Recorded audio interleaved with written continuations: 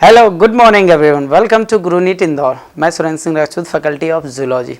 आज हम पढ़ने वाले नीट का एक ऐसा टॉपिक और उस टॉपिक के अंतर्गत आने वाला एक ऐसा ऑर्गन, जैसे हम लोग टीथ की आज बात करने वाले, टीथ से कैसे क्वेश्चन आते हैं, कैसे बना सकता है।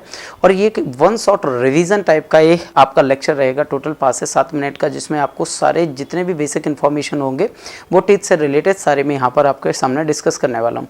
चलिए स्टार्ट करते हैं। देखिए, टीथ से सबसे पहले तो आपको क्या करना है कि जितना भी एनसीईआरटी में जो डायग्राम दिया गया है टीथ का, वो बेसिकली आपको क्या होना चाहिए, याद होना चाहिए। उसका नॉमिनेशन कौन कौन से पार्ट्स होते हैं टीथ के बारे में, क्योंकि कभी कभी ऐसे क्वेश्चन बना देता है कि टीथ सामने होता है और उसके सामने एरो लगा के पूछ लिया जाता है कि इस पार्ट को क्या कहा जाता है। तो सबसे पहले तो आपको डायग्राम को बहुत ध्यानपूर्वक देखना है, उसके एक एक पार्ट को नॉमिनेट करना है, देन उसके बाद अपने आंसर लगाना है। तो आइए, इससे जो बेसिक सी चीज़ें होती है वो निकल के क्या सामने आती है। टीथ की सबसे पहले आते हैं कि बच्चे स्टडी को क्या बोला जाता है, दांत की स्टडी को क्या बोला जाता है, दैट इज कॉल्ड डेंटोलॉजी। या तो वो डेंटोलॉजी लिखा होगा, अगर बच्चे डेंटोलॉजी नहीं लिखता है दैट इज कॉल्ड ओडेंटोलॉजी। ओडेंटोलॉजी। सेकेंड आता है कि सर जो इसका स्पेशलिस्ट होता है, इसका जो स्पेशलिस्ट होता है उसको क्या बोलेंगे, दैट इज कॉल्ड डेंटिस्ट। उसको हम लोग नाम देते हैं dentist. Total number of teeths की बात की जाती है कि नंबर ऑफ टीथ्स कितने होते हैं, आपको बताना है कि जब हम चाइल्ड स्टेज में थे, बच्चे थे, तब हमारे अंदर 20 टीथ्स थे, और जब हम अडल्ट हुए तो हमारे अंदर कितने टीथ्स हो गए बच्चे, 32 टीथ्स हो गए। इन टीथ्स के बारे में बात करते हैं कि सर ये जो टीथ्स होते हैं ये कितने टाइप्स के होते हैं, जो टीथ्स होते हैं इनके टाइप कितने होते हैं। तो बच्चे आपको याद रखना है कि पहला होता है दैट इज कॉल्ड इंसीजर। पहला क्या होता है, इंसीजर। दूसरे अगर की बात की जाए दैट इज कॉल्ड कैनाइन, इसको हम कैनाइन बोलते हैं। और तीसरे को बोला जाता है प्रीमोलर। तीसरे वाले टीथ के टाइप को बोला जाता है प्रीमोलर, और नंबर 4th वाले टाइप को बोला जाता है दैट इज कॉल्ड मोलर। ये 4 टाइप्स के टीथ्स होते हैं। सर इंसीजर का क्या काम होता है, भोजन की कटिंग करना, जो भी आप भोजन खा रहे हो उसकी कटिंग करने का काम होता है इंसीजर का। कैनाइन का काम होता है भोजन की टीयरिंग करना, भोजन की टीयरिंग करना, ठीक है। अच्छा, टीयरिंग के अलावा कभी कभी ऐसा बोला जाता है कि बहुत सारे ऐसे एनिमल्स होते हैं जो फ्लैश वगैरह खाते हैं, मांस वगैरह खाते हैं, तो मांस को जो टीयर करने का काम होता है वो किसका होता है, कैनाइन का होता है। प्रीमोलर का काम क्या होता है, एक तो भोजन की चैविंग करना, यानी भोजन को चबाना, और चबाने के साथ साथ प्लस ग्राइंडिंग करना, भोजन को पीसना। और सबसे लास्ट वाला जो मोलर टीथ होंगे दैट इज कॉल्ड, इसका काम क्या होता है, इसका काम होता है बच्चे एक तो ग्राइंडिंग करना और प्लस मिक्सिंग विद सलाइवा, लार के साथ इसको भोजन को क्या कर देना, मिला देना, मिक्सिंग विद सलाइवा। तो ये हो गए सारे जो टीथ्स होते हैं उनके टाइप्स। लेकिन कभी कभी इसके नंबर्स पूछ लिया जाता है। तो अगर मैं अडल्ट की बात करूँ, अडल्ट में इंसीजर होते हैं 8, कैनाइन होते हैं 4, प्रीमोलर होते हैं 8 और मोलर होते हैं 12। लेकिन वहीं अगर मैं चाइल्ड की बात करूँ तो ये होते हैं 8, ये होते हैं 4, ये हो जाते हैं 0 और ये हो जाते हैं 8। यानी अगर मैं चाइल्ड की बात करता हूँ बच्चे आपसे, बच्चों के अंदर 20 दांत होते हैं तो ये हो गए 20। और अडल्ट की अगर मैं बात करूँ आपसे तो अडल्ट के अंदर 32 दांत हो गए तो ये हो गए। अब यहाँ पर एक बहुत प्यारा सा क्वेश्चन बनता है हमारे सामने कि सर बच्चों के अंदर कौन से दांत एब्सेंट होते हैं। देखो इधर आप देख पा रहे होगे, जो प्रीमोलर होता है वो बच्चों के अंदर कैसे होते हैं, 0 होते हैं, यानी कि एब्सेंट होते हैं। और इनका मेन काम होता है भोजन को चबाना और भोजन को पीसना, चैविंग करना और प्लस ग्राइंडिंग करना। इसलिए बच्चों को ना रोटी के बड़े टुकड़े नहीं खिलाए जाते, क्योंकि वो रोटी के बड़े टुकड़ों को क्या नहीं कर सकते, पीस नहीं सकते हैं, चबा नहीं सकते हैं। फिर आगे आता है कि सर जो टीथ्स होते हैं, हमारे दांत होते हैं, वो किससे मिलकर बने होते हैं। तो ये अपने को याद रखना है कैल्शियम कार्बोनेट, और ये याद रखना है कैल्शियम फॉस्फेट, ठीक है। ये 2 चीज़ें हैं। फिर जो आउटर लेयर कभी कभी पूछा जाता है कि बच्चे आउटर लेयर को क्या नाम दिया जाता है, तो दांतों की जो बाहरी लेयर होती है दैट इज कॉल्ड इनामेल। क्या होती है, इनामेल। और इनामेल बॉडी का सबसे हार्डेस्ट सब्सटेंस होता है, हार्डेस्ट सब्सटेंस होता है, यानी हमारे बॉडी का सबसे मजबूत पदार्थ की बात करेगा तो ये वाला जो ऊपर वाला पोर्शन होता है इसको बोला जाता है क्या, इनामेल। अब दोस्त यहाँ पर एक और चीज़ होती है कि जो दांत होता है ना वो इस तरीके से क्या हुआ है, नीचे की तरफ झुका हुआ है। इस झुके हुए पोर्शन को या इस कटे हुए पोर्शन को क्या कहा जाता है, दैट इज कॉल्ड कस्प कहा जाता है। इसको क्या कहा जाता है, कस्प कहा जाता है। और जब कभी ऐसी सिचुएशन फंसती है कि हम रात में मिठाई वगैरह खाते हैं और अच्छे से दांतों को साफ नहीं करते हैं, तो जो मीठा होता है वो दांतों के इस कस्प वाले पोर्शन में फंस जाता है। अब क्या होता है कि जहाँ पर मीठा होता है वहाँ पर बैक्टीरिया का अटैक ज़्यादा होता है। अब बैक्टीरिया अटैक करेगा तो यहाँ एसिड रिलीज करेगा तो वो एसिड धीरे धीरे इस इनामेल को क्या कर देगा, ख़त्म करेगा। इनामेल को ख़त्म करने के बाद वो धीरे धीरे और नीचे की तरफ आएगा। तो ये जो आपकी नर्व्स दिख रही हैं, देखो ये क्या होती है, ये डेंटाइन है। ये क्या है बच्चे, डेंटाइन है। आप जैसा देख पा रहे होगे दैट इज कॉल्ड डेंटाइन। ये डेंटाइन को भी ख़त्म कर देगा। और लास्ट वाले में जहाँ ये नर्व वाले पोर्शन दिखाई दे रहा है, नर्व कहाँ पर है, ये आपको दिखाई दे रही हैं जो ब्लू ब्लू कलर में है ना, ये क्या होती हैं, नर्व्स होती हैं। और नर्व्स क्या करती हैं, जो न्यूरल इम्पल्स होते हैं उनका ट्रांसपोर्टेशन करते हैं। अब जैसे ही यहाँ पर क्या हुआ कि पूरे दांत को सड़ा दिया और नीचे तक वो दांत क्या हो चुका है, खोखला हो चुका है। तो यहाँ पर जैसे ही आपने कोई भी पानी वगैरह पिया तो पानी कहाँ पर जाके टकराएगा, नर्व से। और नर्व से जैसे ही टकराता है हमारे अंदर सेंसरी ऑर्गन काम करना स्टार्ट कर देते हैं, यानी कि ठंडा लगना जिसको हम बोल देते हैं। तो जनरली तौर पर इस कंडीशन में फिर क्या करते हैं, डॉक्टर के पास हम लोग जाते हैं कि सर हमारे दाँतों में कीड़ा लगा हुआ है या हमारे दाँतों में झंझनाहट होती है या पानी बहुत ज़्यादा ठंडा लगता है। तो डॉक्टर क्या करेगा, रूट कैनाल ट्रीटमेंट करेगा। रूट कैनाल ट्रीटमेंट में यहाँ से पूरे दांतों की जो नर्व्स होती हैं, इन नर्व्स को क्या कर देगा, ख़त्म कर देगा। क्यों ख़त्म करेगा, नर्व्स ख़त्म करने से एक ये चीज़ हो जाती है कि अब बाहर से आप कितना भी पानी पियो, जब नर्व ही नहीं है तो वो न्यूरल इम्पल्स जो सिग्नल थे वो जनरेट ही नहीं होंगे। ये सबसे मुद्दे की बात होती है। फिर आगे की तरफ आता है कि सर जो हमारे दांत होते हैं ना, इसके 3 पार्ट्स होते हैं। इस वाले ऊपर वाले पार्ट्स को बोला जाता है क्राउन, इस वाले भाग को बोला जाता है क्राउन। और सर ये वाला जो भाग होता है ना, ये यहाँ से ये गम्स के साथ जो जुड़ा हुआ भाग होता है, इस भाग को क्या बोला जाता है, तो बच्चे इस वाले भाग को बोला जाता है नेक यानी गर्दन। और सबसे नीचे वाले भाग को बोला जाता है क्या, दैट इज कॉल्ड रूट। यानी जो दांत होते हैं इसके कितने पार्ट्स होते हैं, that is called 3। Number first कौन सा होता है, that is called crown. Second कौन सा होता है, ये बेसल पार्ट होता है। बेसल पार्ट जहाँ से हमारे दांत लगे हुए हैं, गम्स के साथ लगे हुए हैं, इसको नेक बोला जाता है। और सबसे लास्ट वाला जो पार्ट होता है दैट इज कॉल्ड रूट बोला जाता है। अब सर ये तो थी एक बेसिक सी चीज़, लेकिन दांतों के बारे में कभी कभी ये भी पूछा जाता है कि सर जो दांत होते हैं इनके बारे में एक टीडीएफ और पीडीएफ के बारे में भी पूछा जाता है कि sir what is a PDF. PDF का मतलब होता है परमानेंट डेंटल फार्मूला। और ये एक ऐसा क्वेश्चन होता है जो डायरेक्टली पूछा जाता है, परमानेंट डेंटल फार्मूला।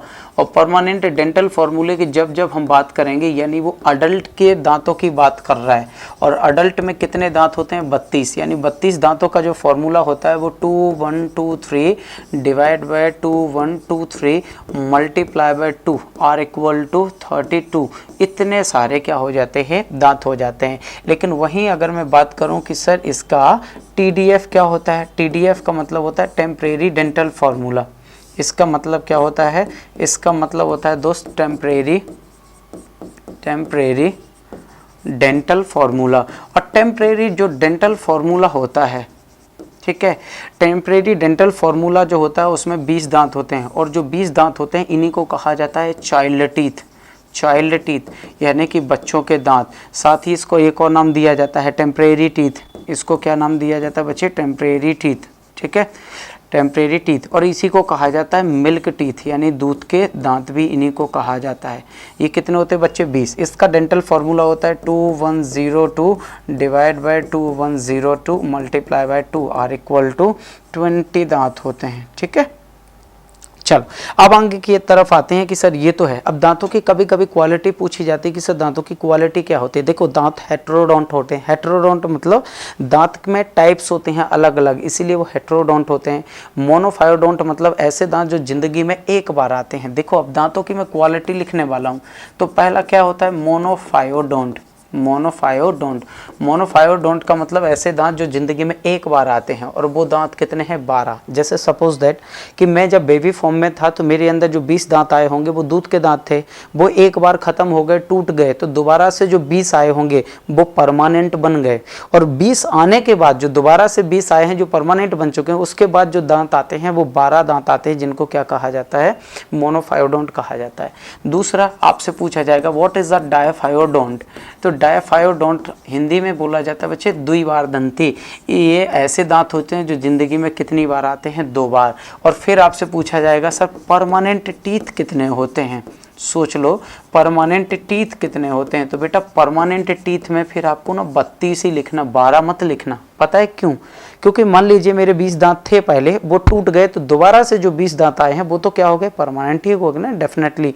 फिर उस 20 के बाद 12 आते हैं तो उनको बोला जाता है। फिर आगे आता है कि सर दांत में ब्यूनोडोंट की एक क्वालिटी होती है, दांत को ब्यूनोडोंट भी कहा जाता है। ठीक है, देखो ब्यूनोडोंट क्या मतलब होता है, दांत क्या है, जो गम्स होते हैं, गम्स में ना इस तरीके से पैचेस के फॉर्म में फंसे हुए हैं, वो पैचेस फॉर्म में फंसने की जो स्थिति होती है उसको क्या कहा जाता है, ब्यूनोडोंट कहा जाता है। ठीक है, तो दांत फिर आगे और भी चाहो तो आप लिख सकते हो, जो दांत होते हैं वो हेटेरोडोंट होते हैं। हेटेरोडोंट क्या होते हैं बच्चे, विषम दंती, यानी सारे दांत टाइप अलग अलग होते हैं। ठीक है, तो ब्यूनोडोंट हो गए, हेटेरोडोंट हो गए, डायफायोडोंट हो गए, मोनोफायोडोंट हो गए, ये सारे दांतों की क्या होती हैं, क्वालिटी होती हैं।